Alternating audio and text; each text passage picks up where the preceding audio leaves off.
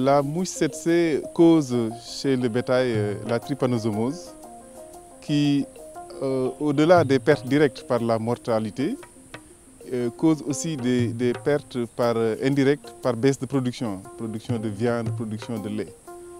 Et aussi entraîne des dépenses pour le traitement des animaux malades.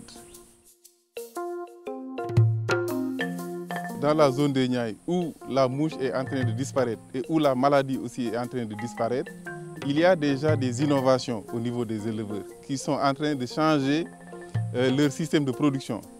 Maintenant, il y a des races exotiques qui produisent plus de lait, en moyenne jusqu'à 30 litres par jour, alors que les races locales produisaient aux environs de 3 litres.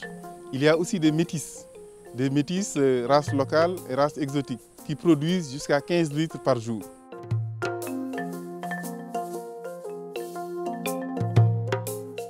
Les bénéfices pour les fermes traditionnelles, c'est déjà il y a moins de pertes, il y a moins de mortalité, il y a moins d'animaux malades et il y a moins d'argent dépensé pour acheter des médicaments. Ça, c'est déjà ça.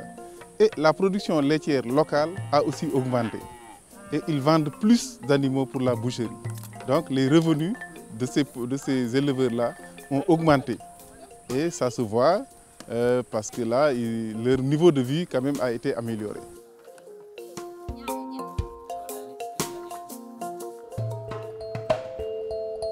La technique de l'insecte stérile est une méthode de lutte biologique.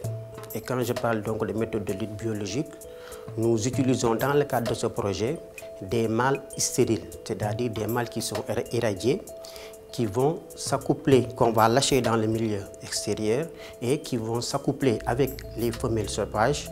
D'abord rentrer en compétition avec les mâles sauvages, s'accoupler avec les femelles sauvages. Et à partir donc de ce moment, après accouplement, il n'y aura pas de descendance. Ou bien s'il y a descendance, les produits ne sont pas viables. Mais il y a un préalable. Avant d'utiliser la technique de l'insecte stérile, il faudrait d'abord réduire la population donc, de glossine de 99%. Les mouches stériles qu'on utilise dans le cadre de ce projet proviennent du CIRDES, qui est un centre de recherche qui se trouve au niveau de Bobo-Dioulasso. Le pays, donc, c'est le Burkina Faso. Et il y en a également d'autres mouches qui nous proviennent de Bratislava et également du laboratoire d'entomologie de Serverdov.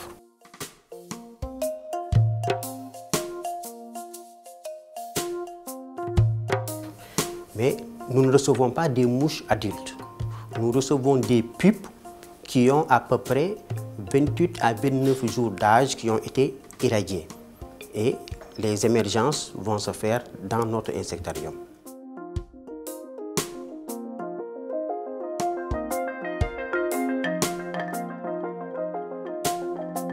Pour les lâcher, actuellement, nous lâchons 4 fois par semaine.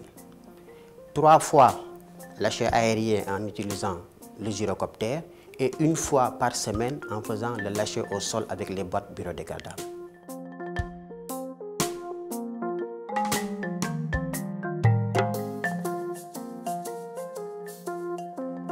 Quand nous avons commencé le projet, nous n'avions pas d'expertise locale.